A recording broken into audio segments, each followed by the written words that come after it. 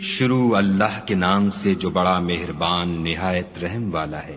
اے محمد صلی اللہ علیہ وآلہ وسلم، جو کپڑے میں لپٹ رہے ہو، رات کو قیام کیا کرو مگر تھوڑی سی رات، یعنی نصف رات یا اس سے کچھ کم یا کچھ زیادہ، اور قرآن کو ٹھہر ٹھہر کر پڑھا کرو۔ ہم ان قریب تم پر ایک بھاری فرمان نازل کریں گے۔ کچھ شک نہیں کہ رات کا اٹھنا نفس بہیمی کو سخت پامال کرتا ہے، اور اس وقت ذکر بھی خوب درست ہوتا ہے۔ دن کے وقت تو تمہیں اور بہت سے شغل ہوتے ہیں، تو اپنے پروردگار کے نام کا ذکر کرو اور ہر طرف سے بے تعلق ہو کر اسی کی طرف متوجہ ہو جاؤ۔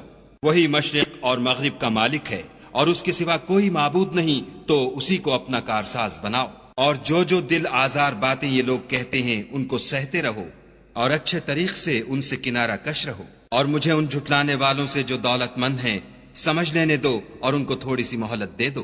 کچھ شک نہیں کہ ہمارے پاس بیڑیاں ہیں اور بھڑکتی آگ ہے، اور گلو گیر کھانا ہے اور درد دینے والا عذاب ہے۔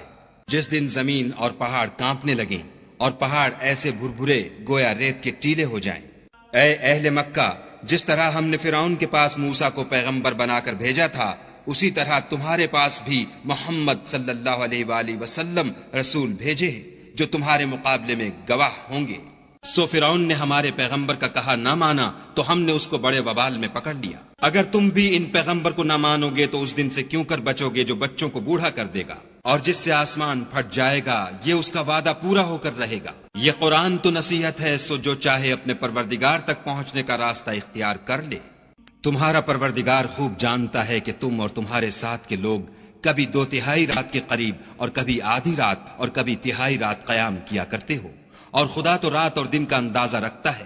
اس نے معلوم کیا کہ تم اس کو نبھا نہ سکو گے، تو اس نے تم پر مہربانی کی، پس جتنا آسانی سے ہو سکے اتنا قرآن پڑھ لیا کرو۔ اس نے جانا کہ تم میں بعض بیمار بھی ہوتے ہیں، اور بعض خدا کے فضل یعنی معاش کی تلاش میں ملک میں سفر کرتے ہیں، اور بعض خدا کی راہ میں لڑتے ہیں، تو جتنا آسانی سے ہو سکے اتنا پڑھ لیا کرو، اور نماز پڑھتے رہو اور زکوٰۃ ادا کرتے رہو، اور خدا کو نیک اور خلوص نیت سے قرض دیتے رہو۔